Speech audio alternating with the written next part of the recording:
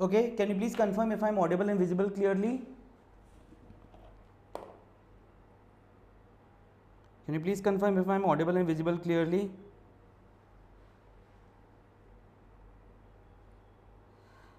Let me check.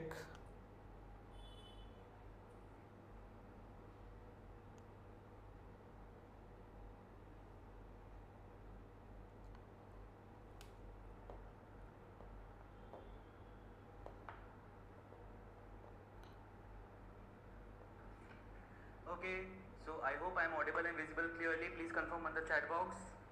I hope I'm audible and visible clearly. Please confirm on the chat box.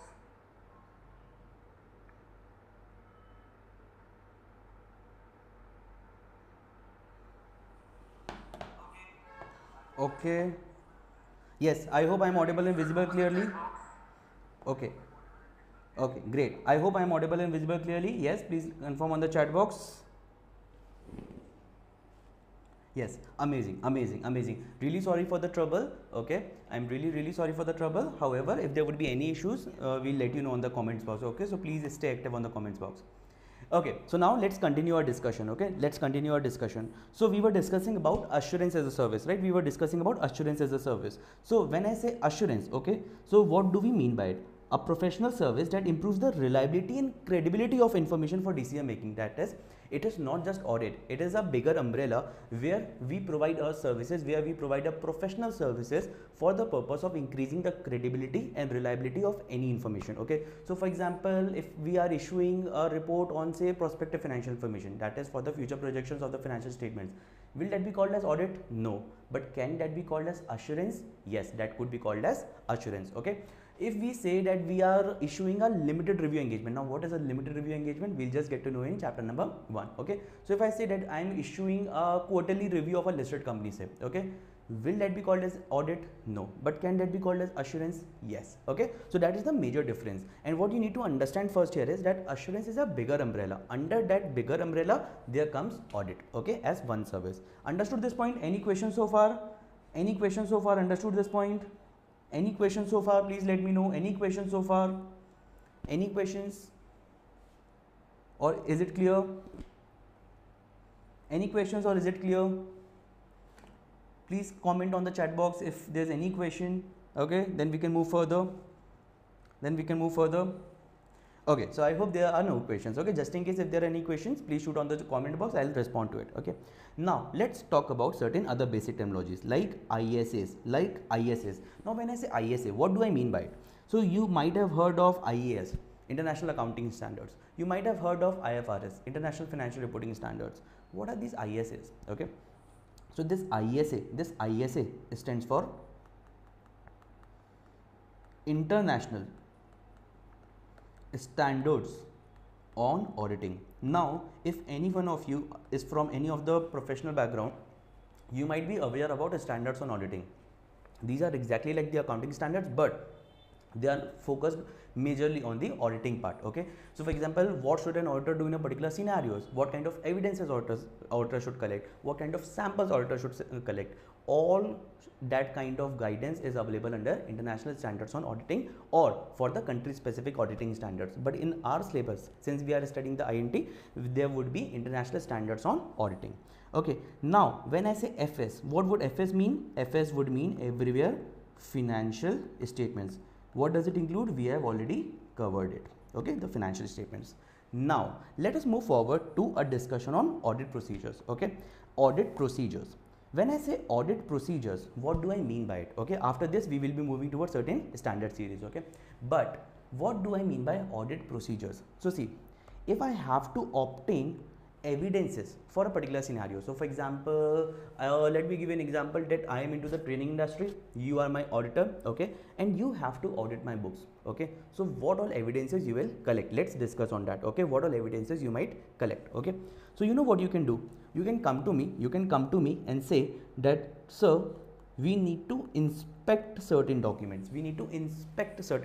Now inspection could be in the form of sample verification. You might ask for certain documents, certain agreements, certain invoices, certain supporting documents, and you might do the verification. That could be an example of inspection. So that could be one audit procedure. Yes. What else you can do?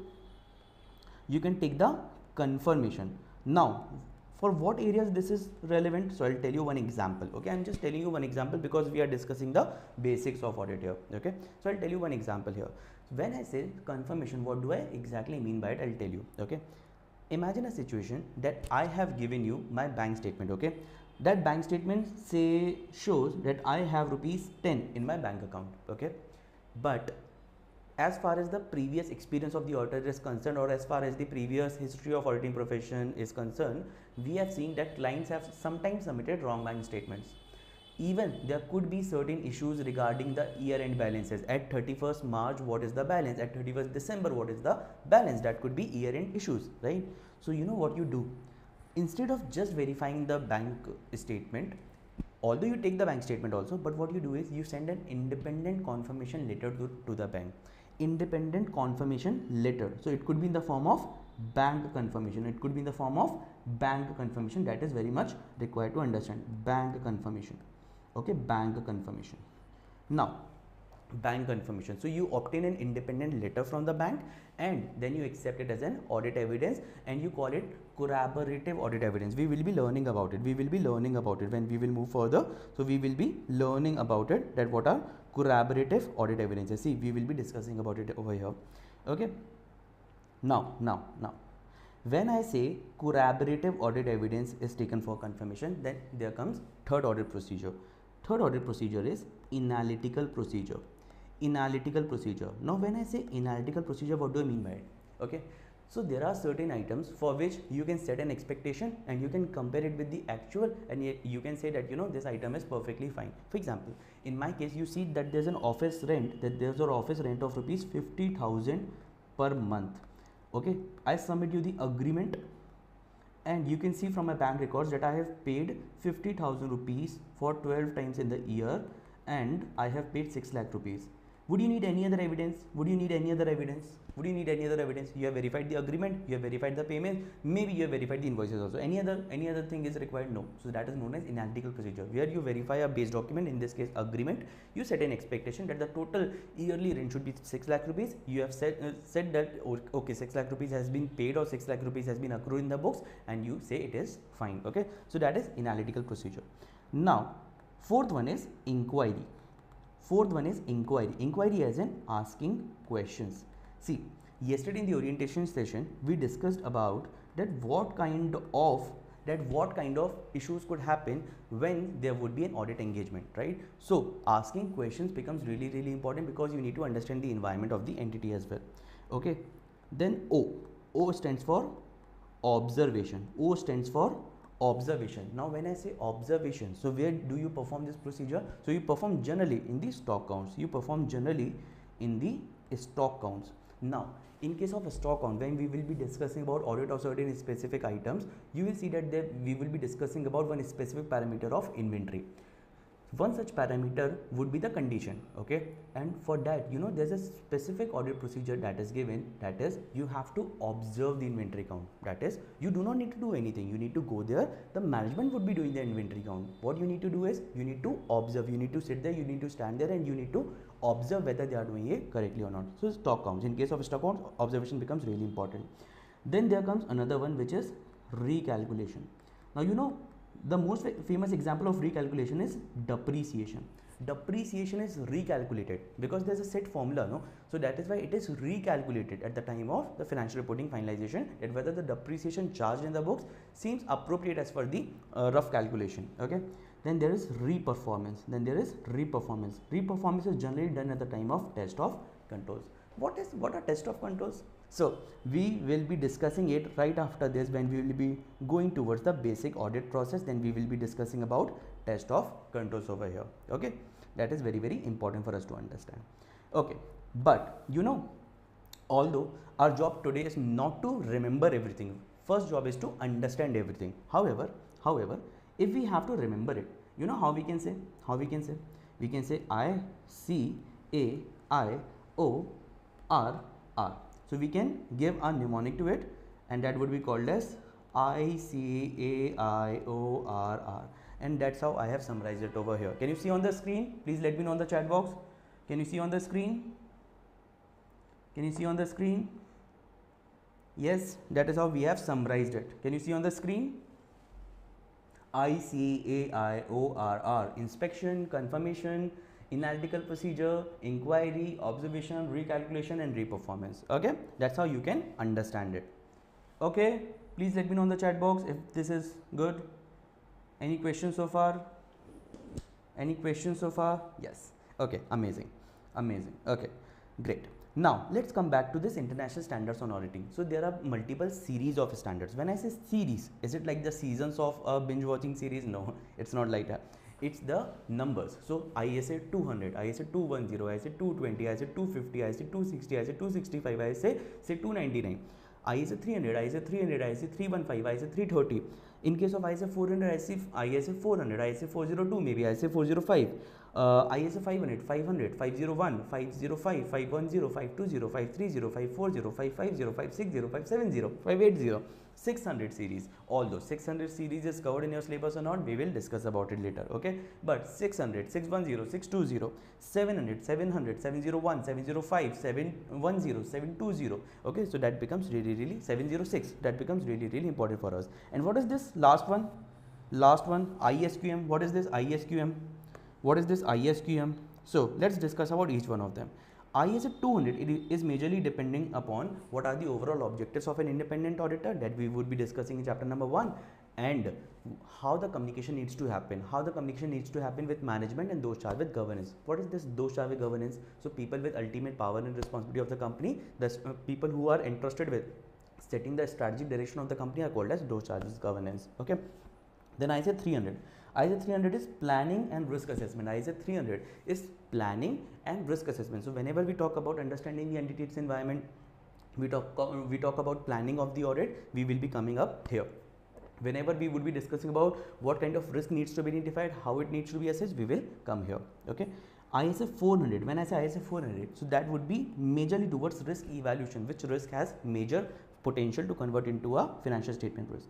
Now ISA 500 would be talking about audit evidences, what kind of evidences you need to take care of, what kind of audit processes you need to take care of, what kind of audit sampling you need to take, everything would be covered over here in audit evidences. Okay, when I say ISA 600, so it means using the work of others. It could be using the work of management expert, it could be using the work of auditors expert, and so on. Okay, ISA 700 majorly talks about reporting, what kind of opinions could be issued. Okay, what is the auditor's responsibility regarding various other areas like other information. So all of that, the reporting part, would be covered under ISA 700 series.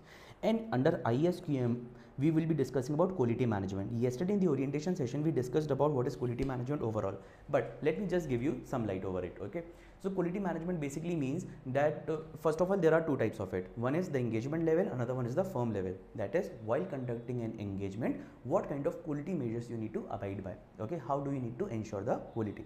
And when I say quality management for the firm level, then how the firm procedures like acceptance of the client needs to be taken care of as far as the quality is concerned. Okay, so that is very important over here. Okay, I hope this is clear. I hope this is clear. Please let me know. I hope this is clear. I hope this is clear. I hope this is clear.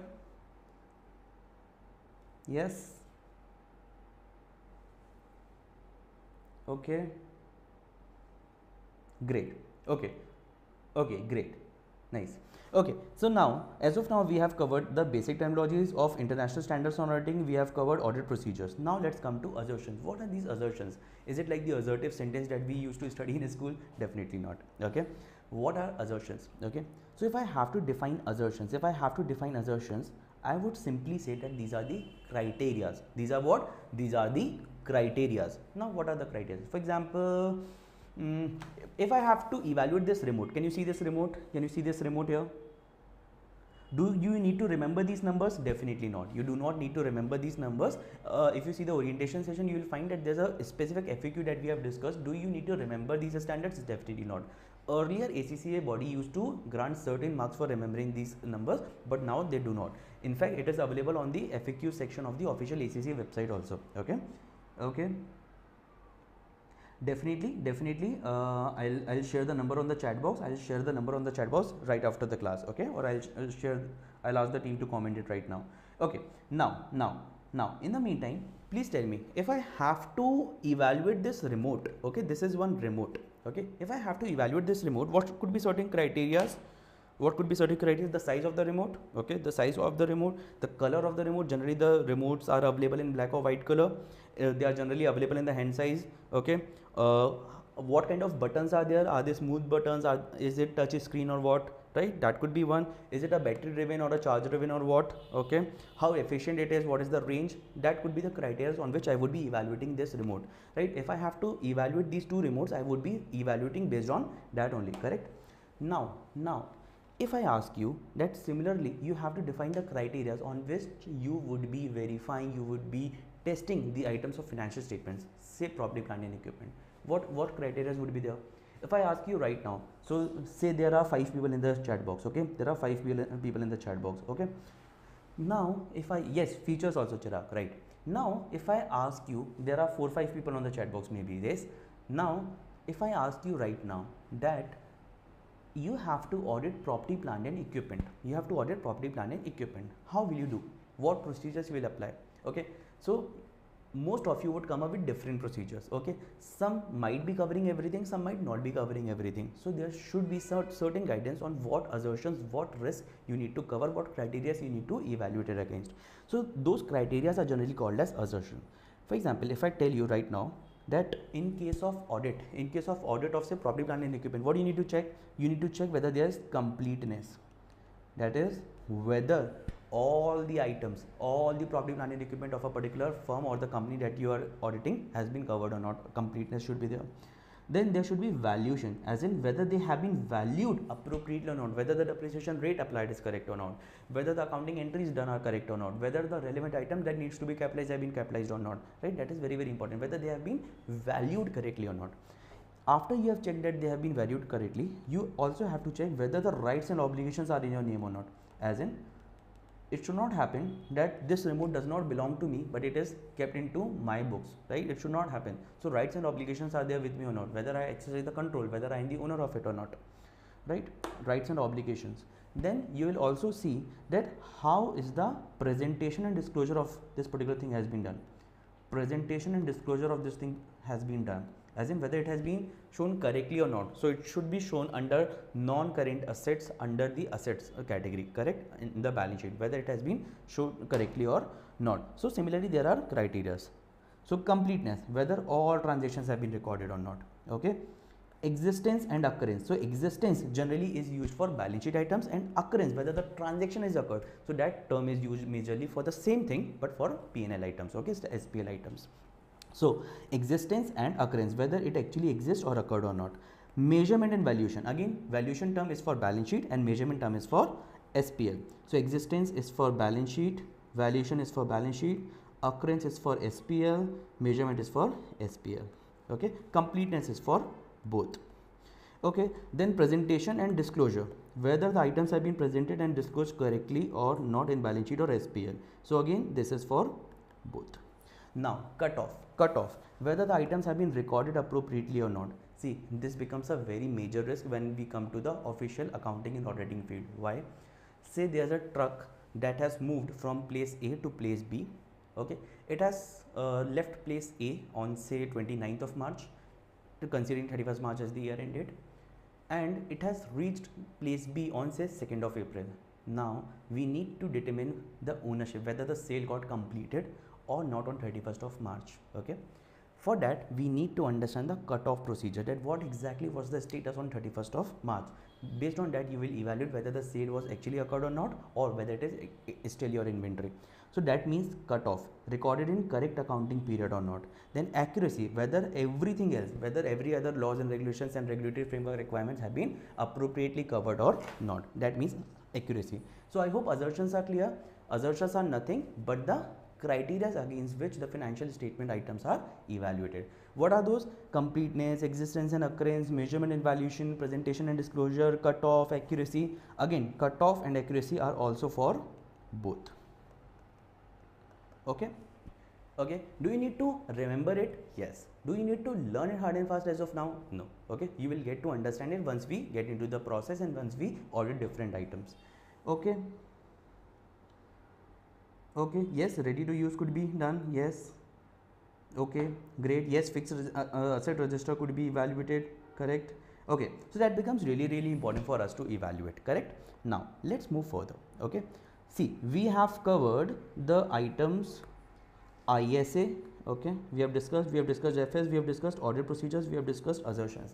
Now comes risk. Okay, and why I'm smiling at this point is that this is one of the most interesting point. See, if you were there in the orientation session, you must have realized that what we do is risk based audit. What we do is risk based audit. Okay, and when I say risk based audit, first of all, it is very, very important for us to understand what is risk, right? If we do not know that what is risk, how we can understand that how do we evaluate risk, how do we assess risk, how do we report on risk, right? So, okay, tell me one thing. If I tell you right now, okay, you have to define this word risk. Okay, risk. If I tell you right now that there's a risk, I'm telling you some sentence, okay, you tell me if it is correct or not. Okay, and I need answers on the chat box. Okay, I need answers on the chat box if this statement is correct or not. I am saying there's a risk that I might end up earning 1 crore rupees. There's a risk I might end up earning 1 crore rupees. Does it sound okay or does it sound little absurd? What do you say? Does it sound okay sentence or does it sound little absurd? What do you say? Little absurd. There's a risk that I might earn 1 crore rupees. Is it something very okay or is it like some sentence that sounds a little absurd? What do you say? What do you say? I'm waiting for you on the chat box. Yes, please tell me. This is not a risk, right? This is not a risk. This is looking more like a benefit, right? So that is why this is not a risk. So see, if you have to define risk, first of all, you need to understand definition of risk, how you will define the risk. Okay. So an uncertain event, first of all, the event should be uncertain. First of all, the event should be uncertain. Okay. Although risk is not defined in our audit and assurance syllabus, but I am giving you a detailed definition so that you understand what is actually a risk. An uncertain event would happen and would have adverse impacts. When I say adverse impact, what do I mean by it? That it will affect you negatively. It will affect you negatively. Okay, so that is going to be very, very important for you, that it needs to affect you adversely. If it is affecting you positively, it is not a risk. Okay, maybe it is an uncertainty, but it is not a risk definitely. Okay, so I hope this is understood to you. I hope this is understood to you. Risk, an uncertain event would happen and would have adverse impact. Now, audit risk. My friends, I'll tell you that whenever I discuss this concept with anybody, okay, be it sometimes those people also who are professionals, they sometimes get confused in this particular term, audit risk. What is audit risk? Okay, so I'll give you one instance, okay, but the only condition is that you have to respond on the chat box immediately, okay, because that would be a one-liner thing. If you understand it, it's good. If no, you have to let it go. So first of all, please confirm on the chat box via saying yes or no whether you will respond to it or not. Say yes if you will respond. I am giving you one case scenario and you will always remember this audit risk. Yes, please let me know yes or no. Yes, yes or no. Yes or no. If you will be available to respond, say yes. If you will not be available to respond, say no. Okay. Yes. Okay. Okay. Now tell me, I am giving you two scenarios. Okay. Just let go of the audit risk concept. Just tell me briefly, what is a bigger risk in your life? What is a bigger risk? I am giving you two scenarios. Okay. If you considered wrong one as the right one, okay, if you trusted wrong one and considered them as the right one, or if you treated the right one as the wrong one, what do you think would be more damaging to you? What do you think would be more damaging to you? Wrong one is the right one or right one is the wrong one? Which one? Which one would be more damaging to you? Which is a bigger risk? What do you say? Wrong one is the right one or right one is the wrong one? What do you say?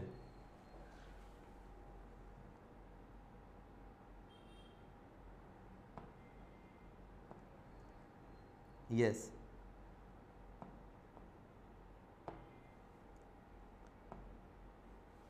Yes. Right one is the wrong one. Oh, so see, first thing. If you consider right one as the wrong one, you will only lose out on a good person or maybe a good concept, right? But if you consider wrong one is the right one, then it is going to have a major impact on your life, buddy, because then you will be trusting with all the secret informations and you will be trusting with the wrong one. So in the long run, this is going to hamper you a lot, because this is not just loss of profit, it is actually a big loss, correct? Do you agree, Chirag here? Yes, yes, yes, this is very important to understand. See, our fundamental concept should be clear, be it of life, be it of audit, okay? So if you consider wrong one as the right one, that is a bigger risk, my friends, that is a bigger risk, okay? Okay, first of all, Chirag, please confirm if you agree or not. I'm waiting for another 4-5 seconds for you. Yes.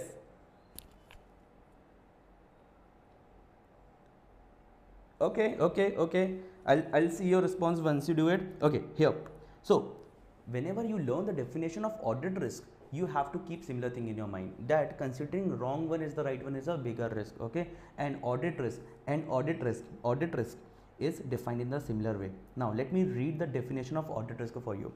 Risk that an auditor issues inappropriate opinion. It is very particular, okay? Risk that an auditor issues inappropriate opinion when the financial statements are materially misstated. That is, when they were materially misstated. Now, what is the meaning of this material misstatement? We will cover it just after this, okay? Here we will cover it.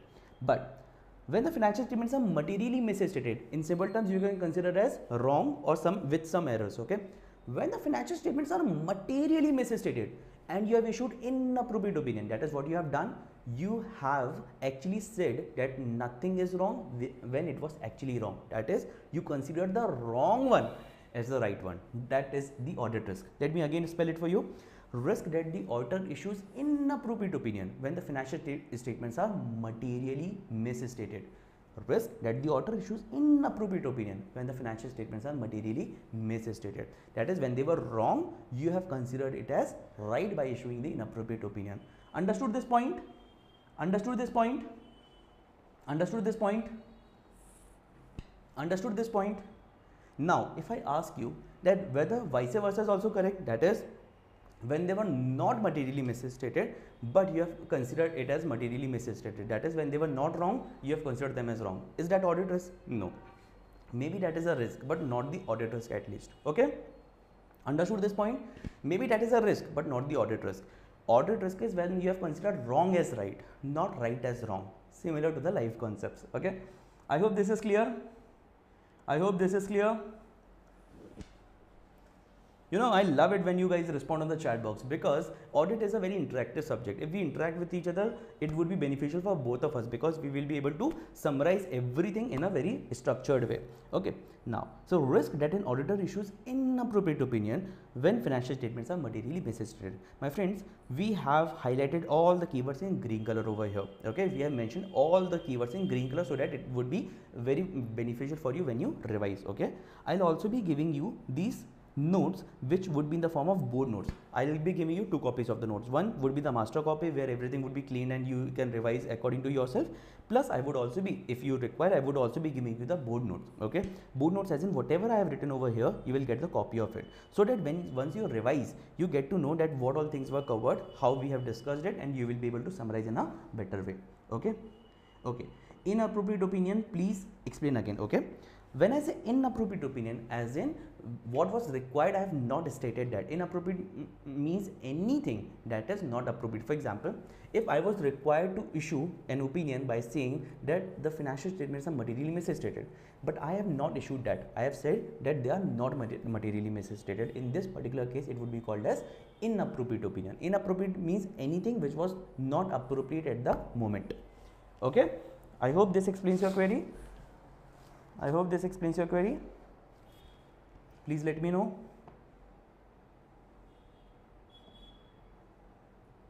Yes, please let me know.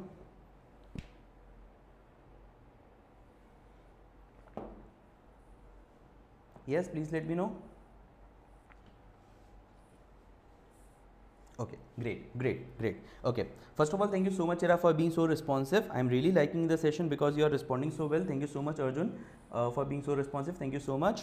Okay, now audit risk. Okay, When I say audit risk, although these are all basics of the auditing and we would again be learning it at the relevant places, okay, when we will be going for ISA 300 series, we will be learning about all of this. But what I'm trying to do here is I'm just trying to give you an overall structure so that once we revise, you should already know the contents of it, okay.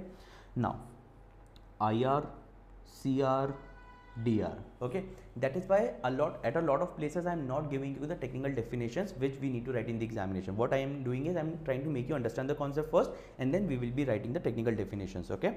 Although the definitions that we are writing, you can use it for your official understanding purposes, but how to write it in the examination, we will also be covering it later on when we will be moving towards the relevant topic.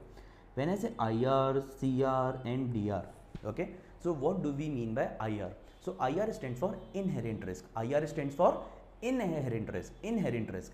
Something is inherent. Something is inherent. For example, I am inherently lazy, okay, which means that I have been lazy for all my life, right? Inherently, which was pre-existing. So similarly, when I say inherent risk, these are the pre-existing risks in a business which we consider before considering any internal controls. So for example, in case of my business, the trading industry, okay, there's an inherent risk that students might attend the session without enrolling. There's a risk, okay, there's a risk that is called as inherent risk, which is before considering of any internal controls, these are the risks that is known as inherent risk. How do we define it? Risk of material misstatements in financial statements before considering any internal controls. I think there has been some error here, we'll correct it, no worries. So risk of material misstatement, the content is good, but I think in some spell errors. So risk of material misstatements in financial statements before considering any related controls. Risk of material misstatements in financial statements before considering any related controls, okay. Now what is control risk then? So when we will be discussing about the audit process just after this, we will be getting to know about it, that how the control process actually works. But generally speaking, I'll tell you what happens is, see, I've identified a risk. In my case, there's a risk that students might not enroll, but they might attend the sessions, okay. So what I've done is I have given the encryption in the website that what I need to do is before enrollment into any sessions, I need to take the login ID passwords, I need to generate it, only then the student would be getting the access to enroll in the classes and attend the live classes, right. So that is my internal control. In case of say face-to-face classes, there might be biometric, that students who have done their biometrics, only then they will be able to attend the classes, they may be able to attend the classes at the classrooms, right. Similarly, every business has control. So risk that the client's internal controls will fail to detect or prevent a material misstatement is called as the control risk. See, what is inherent risk? That if internal controls are not there, what is the overall risk?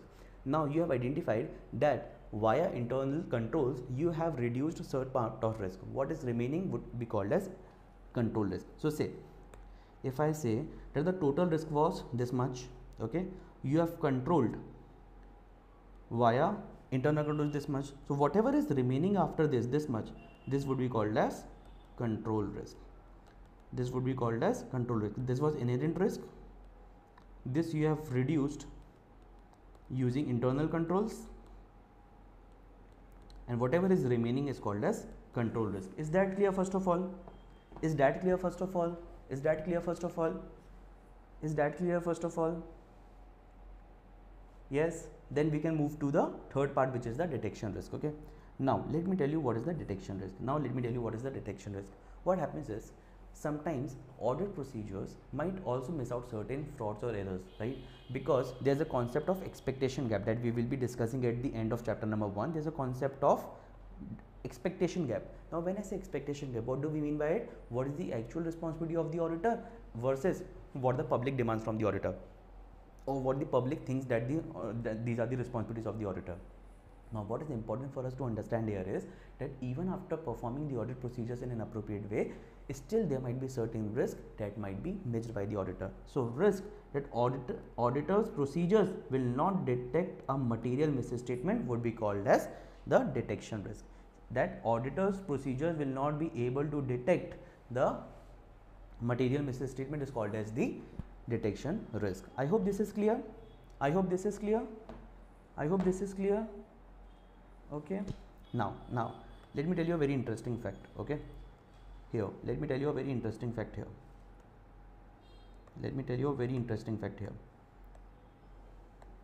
You know, if I say audit risk is AR, then IR into CR into DR is called as audit risk. That is the product of inherent risk, control risk and detection risk is called as your audit risk. So tomorrow if there's a question on define audit risk, so first of all you have to give that definition that we have understood, that risk that the auditor issues inappropriate opinion when the financial statements are materially misstated, plus you might explain by saying that audit risk is the product of inherent risk, control risk and detection risk, and you might explain all three of them based on the marks allotted. Okay, and you know this IR into CR is also called as something, it is called as RMMS. What is RMMS? RMMS is a risk of material misstatement. So whenever you say there is risk of material misstatement, you are talking about inherent risk and the risk that remains even after application of internal controls. Okay, yes, can I give example of internal controls? Yes, definitely, I'll give an example of internal controls. See, I'll tell you, in my case I have said that, you know, there's a chance that if we do not apply any internal controls on our website, that anybody could come and attend the sessions, and there's a process of fees payment, but they can breach it also. Then we might end up having 1,000 students who might be doing so. We might end up having 1,000 students who might be doing so, who might be breaching the codes and who might be taking the classes on free of cost basis, who might not be enrolling. Okay, 1,000 students. But my team suggested that what I need to do is I need to apply certain internal controls like encryption, internal controls like encryption, like security, and once I do that, although it would not eliminate the risk, but it will bring it down to say 10 students, that now only 10 students would be able to do so, that they would be coming and attending the classes without doing the due process. Now this 1,000 was what? Inherent risk. This 10 is what? Control risk. Okay, understood? Understood now? Chirag, understood now? I hope this is clear. Please confirm on the chat box if this is clear. Yes. Yes, please confirm on the chat box if this is clear so that we can move forward. Thank you, Arjun. Yes. See, you know, understood. Great, Chirag. Thank you. Now, once you get the board notes, you will really enjoy studying it again or revising it again at your end, because we have taken all the examples and we will be able to revise it also later on. Okay. Now, let's come to the basic audit process. When I say basic audit process, what do I mean by it? When I say basic audit process, what do I mean by it? Let's understand it through an example. Okay. Tell me one thing. If tomorrow I am going to get my company audited, okay, I go to a practitioner, okay, and I tell them that, you know, I need to get my company audited, will you please audit my company? Now that practitioner is my very close friend, or maybe my sibling only. Okay, my sibling is also a chartered accountant, and that person audits the companies, and I went to him and I told him that, you know, I want to get my company audited, will you please audit my company? You know what he'll say? He'll say, my brother, I can do it, but the only problem is I cannot accept it. I cannot accept it. Via professional ethics, once you study chapter 4 professional ethics with me, you will realize why he cannot accept it. Okay, but that tells me that the most important part, or one of the most important parts of the whole audit process, is the acceptance. Acceptance raises a question whether you can accept a particular client or not, or an engagement or not, whether you can accept a particular client or engagement. When I say engagement, it is not that engagement that we study in English or generally consider. Engagement means the professional assignment here, okay? The professional assignment over here. So whether you can accept a particular client or engagement, that is known as the acceptance procedure. There are multiple ethical points to it. You should not be a very close family member. There should not be any familiarity thread that we would be studying as part of our syllabus, okay? Now, even if he or she has accepted it, considering that he is not my sibling, he is a normal chartered accountant or an ACCA, and he has accepted my company for audit. You know, first thing that he or she will do is that he or she will understand the business. Understand the business as in, they will try to understand the environment in which my business exists, the internal environment, the external environment, okay, the political environment. They'll do the PESEL analysis, they'll do the SWOT analysis, they'll do everything. Okay, they'll try to understand how different processes like admission, like enrollment, like refund, how different procedure works in my organization. Okay, that they'll try to understand. Once they understand the business, you know why they are doing it? Because they want to identify the risk. So they are doing it for the purpose of risk identification. They are doing it for the purpose of risk identification. They are doing it for the purpose of risk identification. Okay, I'm looking at the chat box just in case you encounter any trouble. Please let me know. Okay, risk identification. They are doing it for the purpose of risk identification. So say they have identified 100 risks. Do you think they will be applying procedures over each one of them? They will be testing every such risk. They will be evaluating every such risk. No, you know, they will do the risk assessment. When I say risk assessment, what they will do? They will see the potential of risk. When I say potential, what do I mean? How much capable is that risk to affect the financial statements, okay, adversely. So potential of a risk, that is what is the quantum of the risk, what is the possibility, what is the potential of the risk. Okay, they'll do the risk assessment.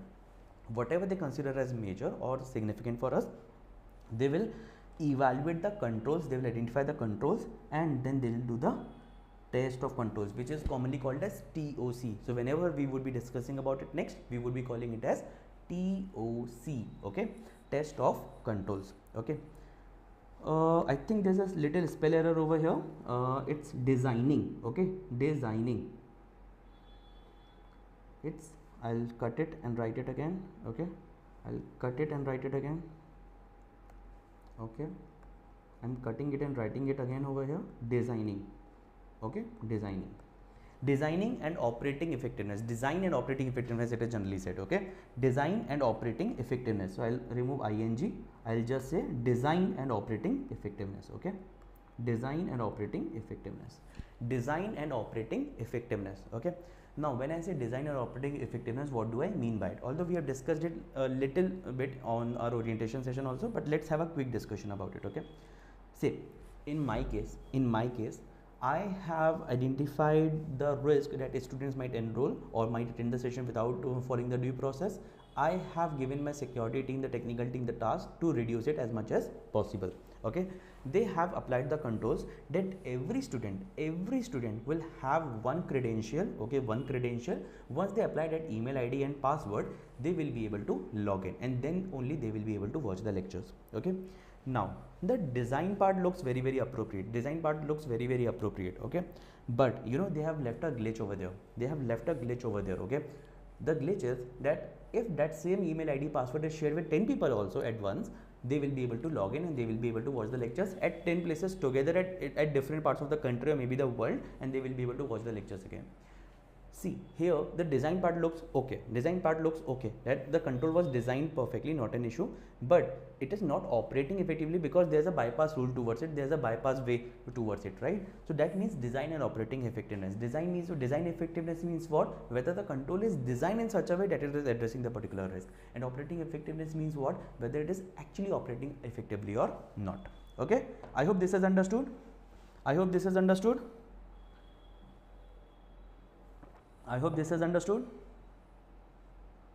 Yes.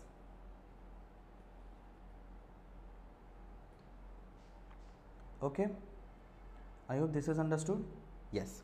Okay, now let's try to understand further. Okay, now there comes substantive procedures. When I say substantive procedures, what do I mean by it?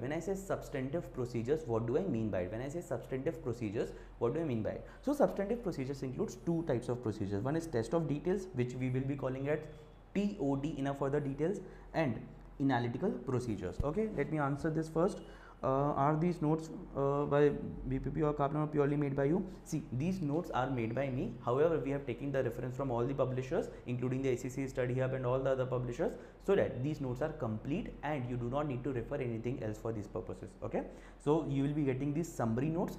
These would be handwritten only, and it is perfectly prepared by me only. So whatever we prepare here, it is after looking at all the publishing materials, and we have summarized it in such a way that you do not need to look at anything else. Okay. Okay, now when I say test of details and analytical procedure, what do I mean by it? When I say sample verification, in case of inspection we said no, sample verification, the agreement verification, all of that is called as test of details. Okay, then analytical procedure, we have already discussed setting an expectation and comparing with the actual. Okay, so analytical procedures. Now completion, review and reporting. Completion, review and reporting. Now what does this include? You might have studied about subsequent events in case of your FR syllabus, right? You might have discussed about going concern from your commerce background, okay? So all of that, the going concern assumption, how, whether the going concern assumption is appropriate here in this particular case or not, what are the adjustments of subsequent events that are required, how do we summarize various events, various risks identified during the audit, what are various conclusions, and what is the final conclusion, what is the final effect on the financial statements. All of this would be done on the completion, review and reporting. The review of the audit procedures done, the summarization, the finalization, and finally the report creation and publishing is done at the reporting stage, and finally the archival happens. Now this archival could happen with the completion, review and reporting purpose, or it could happen later on, but once we finish the audit, the archival needs to be done within certain appropriate timelines. Okay, I hope this process is clear, the basic audit process is clear. Please let me know in the chat box whether this audit process is clear. Yes, whether this audit process is clear. Yes, whether this audit process is clear, please let me know in the chat box whether this audit process is clear. Yes, yes. Okay, now material misstatement. Again, we have highlighted the important pointers or the keywords into green color. Okay, now when I say material misstatement, so there are these two different words. Okay, material does not mean any item here. Okay, material means very simple, anything which has the capability of affecting the economic decisions of users of financial statements.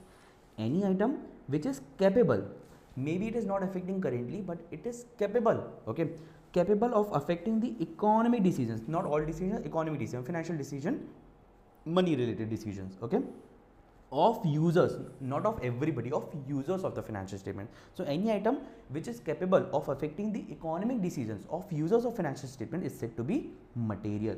Okay, so in my case, for example, in my case, if I say about my company, if there has been an error of say 100 rupees, okay, in my company's case, 100 rupees might not affect the user's opinion, economic decisions of users of financial statement. Even if there's an error of 100 rupees, it is not going to affect. Okay, so if there's an error identified of say 100 rupees, it would not affect.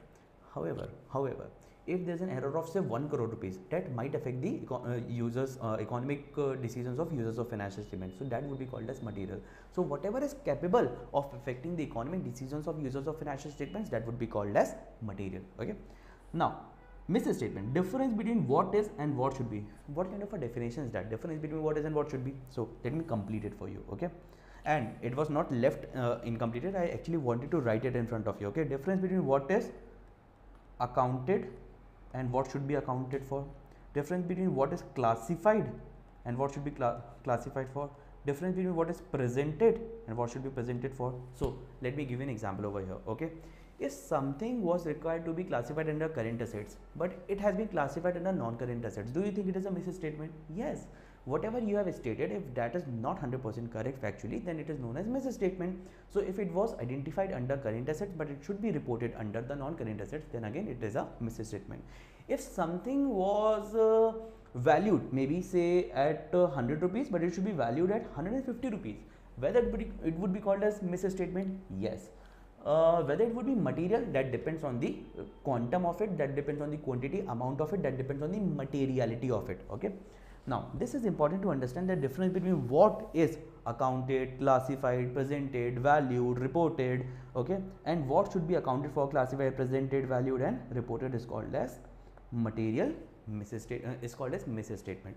Understood this point, material misstatement? Understood this point, material misstatements? Understood this point, material misstatements? Understood this point, material misstatements? Okay,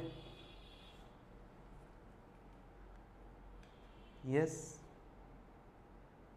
okay, okay, okay, yes, I think clear. Okay, amazing. Okay, now let's move forward. Let's move to types of audit evidences. Now when I say types of audit evidences, what do I mean by it? When I say types of audit evidences, what do I mean by it? Okay, let me tell you. There are 4 types of audit evidences: persuasive, conclusive, corroborative and contradictory. What do I mean by it?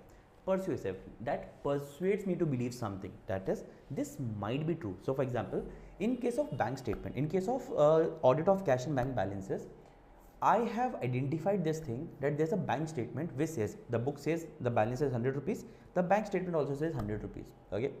But is it a conclusive evidence that the bank balance is 100% 100 rupees? No, right? There could be falsification of bank statements, there could be some errors in the bank website, everything, right? So that is why I say that persuasive evidence says it might be true. So example could be bank statement showing the same balance. Bank statement showing the same balance. Bank statement showing the same balance. That is known as persuasive evidence. Okay, that books are showing 100 rupees. Bank statement is also showing 100 rupees. When I say conclusive, what do I mean by it? The bank confirmation. See, once you have sent an independent confirmation to the bank and they have confirmed you independently as per the audit procedures, okay, there's a separate standard on external confirmations. Bank confirmation, okay, they have confirmed you in writing that this person has 100 rupees deposit in a bank as on say the year end date, which is 31st of March 2025. Now, is it conclusive? Yes. Now the bank has confirmed you independently. So this is conclusive evidence. That is only this is true. Whatever is written. What if bank has confirmed you 95 rupees? Will you consider 100 rupees that bank has submitted to that bank statement is showing that that particular books are showing, or you will believe bank confirmation? You will believe bank confirmation, right? So that is conclusive. Then corroborative. Corroborative means evidence to an existing evidence. Further evidence to an existing evidence is called as corroborative. In this case, bank statement also showed 100 rupees, bank confirmation also showed 100 rupees. So in this case, bank confirmation is both conclusive as well as corroborative, because it is confirming the information which was anyways confirmed by the bank statement. Okay, so matching balances of bank statement and confirmation. Bank statement and confirmation. Now tell me something. Two evidences contradict evidences when unmatched balances of bank statement and confirmation. Unmatched balances of bank statement and confirmation. I hope this is clear. But this is very much aligned with your general English. Okay, contradictory, two things are contradicting. Corroborative, evidence to an existing evidence. Conclusive, only this is final. And persuasive, it might be true. Persuasion, right? So it is very much clear and it is very much aligned with your general English also. So nothing troubling over there. Now, professional skepticism. This is one of the most important terms in case of audit. Okay, be it AA, be it AAA, be it audit of any of the professional courses. Okay, you will see this term coming up again and again. Okay, professional skepticism. What do we mean by it? Okay, before learning the definition, let's try to understand it. Okay, now tell me one thing. I will give you one case. Okay, and you tell me what is your trouble over there. Okay, I have told you that what has happened in my company is that I have seen maybe 10 students have attended the classes full, okay, on a regular basis, but they have not enrolled it. Okay, I have 1000 students as of now. Okay, 10 have followed this process. What should be your first question? Tell me. I have told you this information. What should be your first question? What should be your first question? Tell me. What would be your few questions? Not just first. Okay, what would be your few questions? Tell me. Let me know in the chat box. What would be your few questions here? Tell me. Tell me. How you will answer? What kind of questions you will raise here? Will you ask anything else, or is it like 10 students have done so far, so it's okay? Tell me. And the client has also told you that it is not material. It's only 10 out of 1000. It's only 1%. Yes, tell me. Will you ask anything else? If yes, do let me know in the chat box. I'm actually waiting for you guys here. Yes, tell me. Will you actually wait for something here, or you will say, okay, 1% is there, it is non-material as far as the amount is also concerned, so that's okay. It's not fraud also. Yes, tell me. What do you say? What do you say? What do you say? What do you say?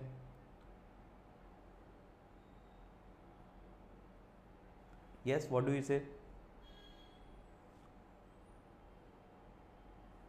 What do you say? Please tell me. I hope you understood the question. If not, please let me know. I'll repeat the question again.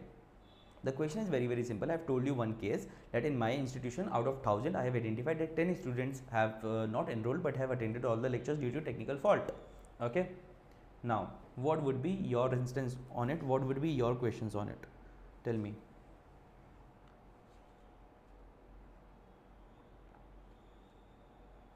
Yes.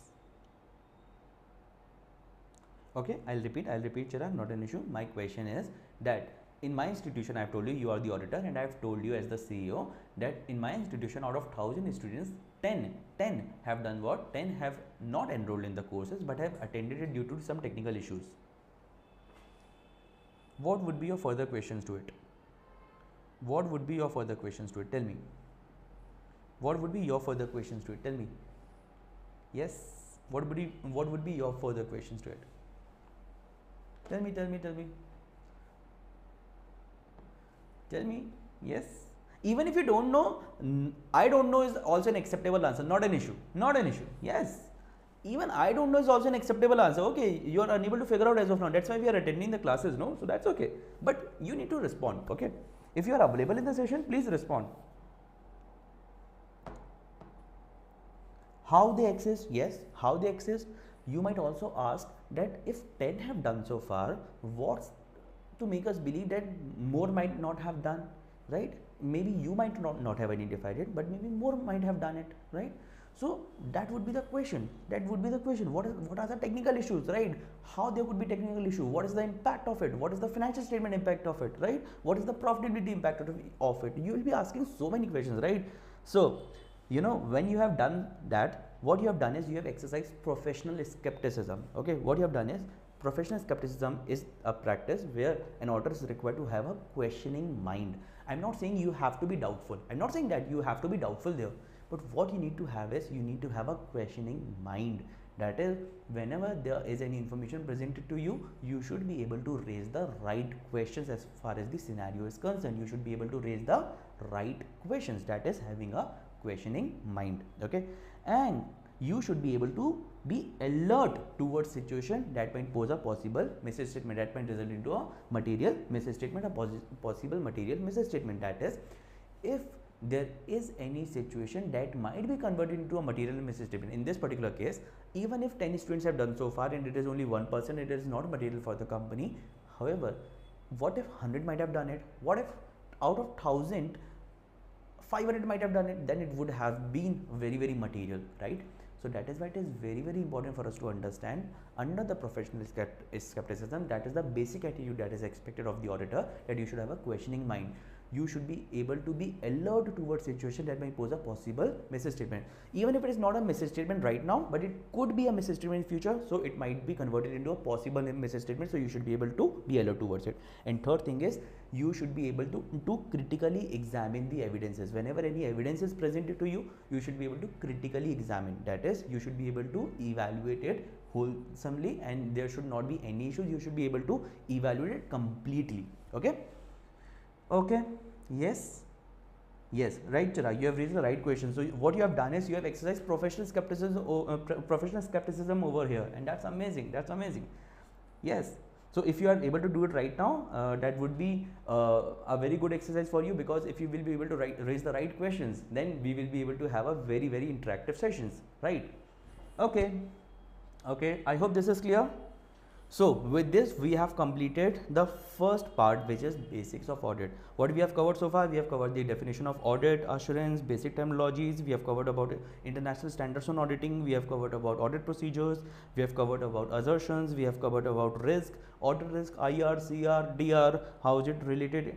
Then we have covered about material misstatements. We have covered about types of audit evidences. We have covered about professional skepticism. Now let me answer you few questions that are not related to the syllabus directly, but are very important for you.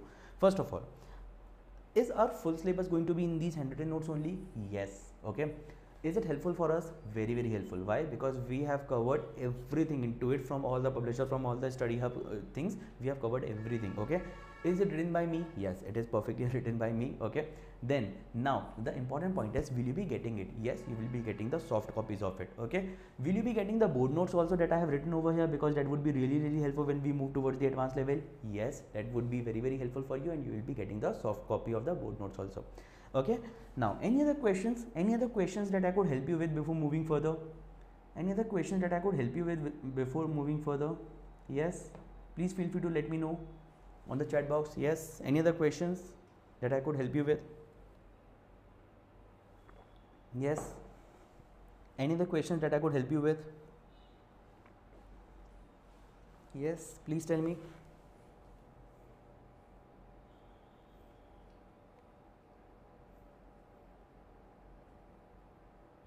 Okay, will paid session will be on YouTube or website or any other meeting software. So for that you have to log into our website. I'll write it over here. Okay, so for that you have to log in to our website. I'll give you all the socials. Okay, so if you want to connect with me, first of all, for the lectures, so our website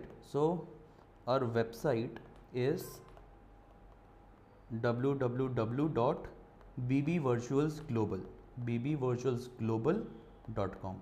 Okay, you can contact. I'll also mention a number, contact number on in the comments, in the description. You can contact on that number also. Okay, for to get the further details. Okay, now if you want to connect with me on Insta, my Insta handle is ACCA with CA Supreet Agrawal. ACCA with CA Supreet Agrawal. Okay, if you want to connect with me on YouTube, okay, I have a separate YouTube channel as well with the same name, ACCA with CA Supreet Agrawal. Okay, then on Telegram I am available with the same name, but that is the channel name, so it is written as follows: ACCA with CA Supreet Agrawal. Okay, okay, I hope that answers your query. I hope that answers your query. Yes, so these are all the contact details that I could give you. Okay, just in case you have any questions, you can also connect with me on LinkedIn. I am available on LinkedIn by the name of CA Supreet Agrawal. Okay, if you want to interact with me there, you can feel free to let me know. Okay, yes, I hope this answers your query. Okay, any other thing that you would like to ask here? So now we can officially move to chapter number 1 of our ACCA AA syllabus, and that chapter is very interesting. Let me tell you, this chapter is very interesting. Okay, so this is that chapter, the concept of audit and other assurance engagements. The concept of audit and other assurance engagements, very important chapter over here. Okay, do you need a 2 minutes break, or is it fine? Do you need a 2 minutes break, or is it fine? Do you need a 2 minutes break, or is it fine? Do you need a 2 minutes break, or is it fine? A 2 minutes break, or is it fine? 2 minutes break, or we can continue directly? What do you say? 2 minutes break, or we can continue? What do you say? 2 minutes break, or we can continue? Break. Okay, let's just take 2 minutes break. Okay, so it's 6:03. We'll start again at 6:05. Okay, we'll start again at 6:0566. Okay, so only 2-3 minutes break, and then we will continue. Okay, because we have to finish in next 40 to 45 minutes. Okay, okay.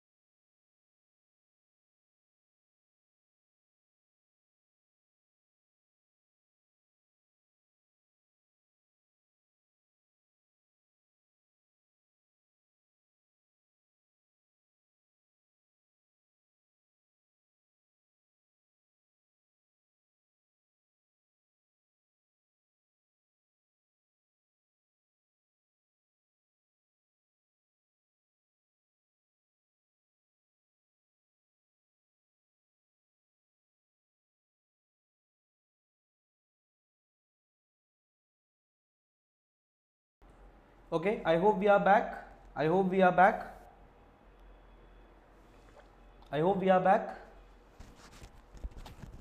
Yes, I hope we are back.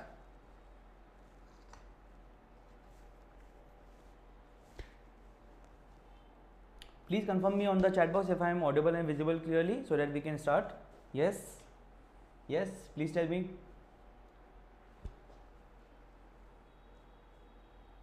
Yes, amazing. Okay, so now chapter number 1, the concept of audit and other assurance engagements. Okay, what is the name of the chapter? The concept of audit and other assurance engagement. But tell me one thing, from a previous discussion of basics of audit, can you define audit for me now? Will you be able to define audit for me now? Will you be able to define audit for me now? Will you be able to define audit for me now? Audit and assurance and independent examination, right? And for assurance, increasing the credibility and reliability of the reports, correct? So audit and assurance. Now what are the objective? Okay, I think there's a delay in chat reaching to you. Yes, there is a 3 to 4 seconds lag. Okay, there's a lag of say 3 to 4 seconds only. Okay, so now we can officially start with chapter number 1. So can you define audit and assurance? Yes, you can define audit and assurance based on a previous discussion of basics of audit, correct? Now let us first understand that what are the objectives of this chapter. Okay, so in this chapter what you need to do is, you need to have following objectives answered. Number 1, identify and describe the objective and general principles of external audit engagement, not assurance engagements, external audit engagement. So what we have to define? We have to define the objectives of the external audit process. Okay, external audit, what is the objective? Okay, that would be given by ISA 200, International Standards on Auditing 200. Okay, then what we have to do is explain the nature and development of audit and other assurance engagements. Okay, although a lot of times the official text might not be available for this particular heading, but we will be able to answer it, not an issue. Okay, now concepts of accountability, stewardship and agency. What is the meaning of accountability, stewardship and agency? We have to explain, we have to discuss the concepts of it. Okay, then define and provide. What are these objectives? Who has given these objectives? So these objectives have been mentioned in the detailed study guide of ACCA body only, okay, for AA syllabus. So when we take any chapter, first of all what we will be doing is, we would be understanding about what are the objectives from the ACCA body that we need to abide by. Define and provide the objectives of an assurance engagement. Now here we are talking about the assurance engagement, not just the audit engagement. So in the first heading, objectives of audit, here objectives of assurance engagements. Then what are the 5 elements? What are the 5 elements of an assurance engagement? What are the 5 elements of an assurance engagement? There are 5 elements, we will be discussing about it. Although you'll be surprised to know that we have discussed about all of these things or most of these things already in our basics discussion. Now describe the types of assurance engagement. What are the different types of assurance engagements? And we have to learn it by heart, we have to remember it for our further discussions also. Then last would be explain the level of assurance. Explain the level of assurance provided by an external audit and other review engagements. See, level of assurance could be different. No, the level of reliability and credibility that is increased by audit or other engagement might be very, very different. When we say review engagement, what do I mean by it? So I will be explaining you right now. Okay, and finally one of the most important parts, true and fair presentation. What is the concept of true and fair presentation? All of these things we need to cover. First of all, tell me your first instance, first look. What do you understand from first look? Is it too much, or is it like, okay, manageable content, or is it like too many objectives in one chapter? You tell me, what do you think? Too many objectives in one chapter, or is it manageable? What do you think? Too many objectives in one chapter, or is it manageable? What do you think? Yes, what do you think? Too many objectives in one chapter, or is it like manageable? What do you think? What do you think? Yes. What do you think? Manageable, right? but I'll tell you, you'll be surprised to know that we will be managing it just in 8 to 9 pages, okay? And we will be covering every such heading line by line, okay? So see, first of all, we will be starting with objectives of an auditor, then we will be going for nature in development, then we will be going for concept of accountability, stewardship and agency, then we will be going for assurance engagements, then we will be going for elements of an assurance engagement, then we will be going for types of assurance engagement, and then finally we will be going for level of assurance provided by different types of engagements, and then true and fair view presentation, and finally the expectation gap. Once we cover all of this, the chapter would be completed, right? And we have covered all of these things in 8 to 9 pages, and that is the beauty of these notes. When I say these notes are going to help you, these are actually going to be very helpful for you, okay? Now let's start. Objectives of an auditor. What are the objectives of an auditor? So the auditor has 3 objectives. First of all, before understanding in detail, please understand in brief. Number 1, to obtain reasonable assurance. Where we will be learning about this reasonable assurance in detail, we will be learning about it here. I'll show you. We'll be learning about it here, reasonable assurance, okay?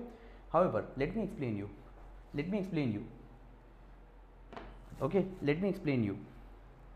When I say to obtain reasonable assurance, what do I mean by it?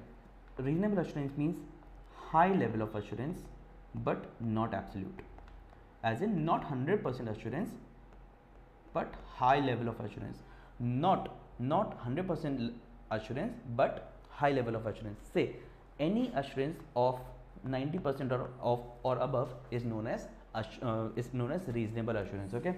There's a chat, okay? Acceptance of audit, that would be covered in later chapters. That there's a separate section of it. We will be learning about it in detail, okay? When we will be learning about ethics and all, we will be learning about it there only, okay? Yes. So it is not whatever we have studied in basics, we will be studying everything in detail later on also. I just gave you the basics so that you can be able to connect it, okay? Now to obtain reasonable assurance, about reasonable assurance as in high but not absolute assurance, okay? About whether the financial statements as a whole are free from material misstatement, whether due to fraud or error. We will learn about it, but before that, the second objective is to express an opinion. We have discussed about that in case of assurance or audit engagement, we issue an opinion. So second objective is to express your opinion. Number 1, to obtain reasonable assurance, to obtain, not give, to obtain reasonable assurance. That is, we have to obtain the assurance first for ourselves and what is our opinion, and then we have to express that opinion. And to report on the financial statements. These are the 3 objectives that are given. See, before learning full, you have to learn these 3 points: to obtain reasonable assurance, to express an opinion, and to report on financial statements. Once you remember these 3 things, rest of the things would be easy for you. Do you need to remember it by heart just now? If you do, it's good, but even if you don't do, we will be revising it so many times that you will be able to learn it by the time we complete few more chapters, okay? So to obtain reasonable assurance about whether the financial statements, we have already discussed about what are financial statements, the 5 financial statements as a whole, okay, not individually, not item wise, but as a whole, are free from material misstatement. Free from material misstatement as in, material means what? Material means anything that has the capability of impacting the economic decisions of users of financial statements, and misstatement means what? Difference between what is and what should be, that we have already studied, right? So whether financial statement as a whole are free from material misstatement, that is, there is no material misstatement, okay? When I say free from material misstatement, am I saying, please answer me on the chat box, am I saying that there are no errors? Please answer me. There are no errors. Am I saying that there are no errors? Am I saying that there are no errors? Am I saying that? No, I'm not saying that, right? There are no material misstatements, that is in knowledge of auditor, whether due to fraud or error, as in be it due to fraud, be it due to error, there is no material misstatement in the financial statements. That is, financial statements are free from material misstatements. So what we need to take the assurance on? To obtain reasonable assurance about whether the financial statement as a whole, is that word relevant here? Yes, this word needs to be remembered, okay? This word needs to be remembered, as a whole, are free from material misstatements, whether due to fraud or error. Then to express an opinion on whether the financial statements are prepared in all material respects, whether the financial statements are prepared in all material respects. When I say material respects, as in that considering materiality, say in my case 100 rupees was not the materiality, 1 lakh rupees was not the materiality, but maybe 1 crore was the materiality. So considering materiality in mind in all material respects and according to the applicable financial reporting framework. Now what is the meaning of this term? Applicable financial reporting framework. What is the meaning of this term? applicable financial reporting framework. So this means the legal framework under which the financial statements are prepared. It could be say IFRS, it could be Ind AS in India, it could be IGAAP, it could be US GAAP. Okay, so whatever are the framework under which the financial statements are prepared, that is called as applicable financial reporting framework.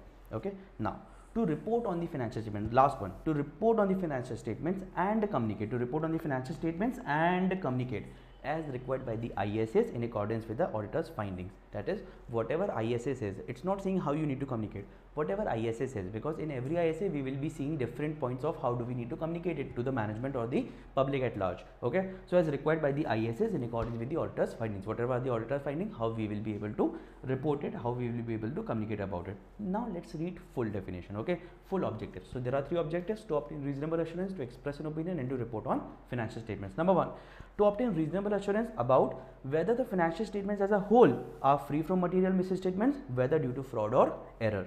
Okay, to express an opinion on whether the financial statements are prepared in all material respects in accordance with an applicable financial reporting framework, and to report on the findings and communicate as required by the ISS in accordance with the auditor's findings. I hope the objectives are clear. Who has given these objectives? Who has given these objectives? So these are given as per ISA 200. What is the title? Overall objectives of an independent auditor and conduct of an audit in accordance with international standards on auditing. As per ISA 200, these objectives are given. Okay, do you need to remember these standards, names, numbers? Definitely not. Okay, you need to understand the concepts of it. Okay, okay, is it me who is saying this? No, the ACC body has said it, so no worries on that. Okay, no worries on that. Okay, now nature and development. Now nature and development. So traditionally I am talking about the nature and development. Okay, so first of all, what we have done, we have ticked the first part.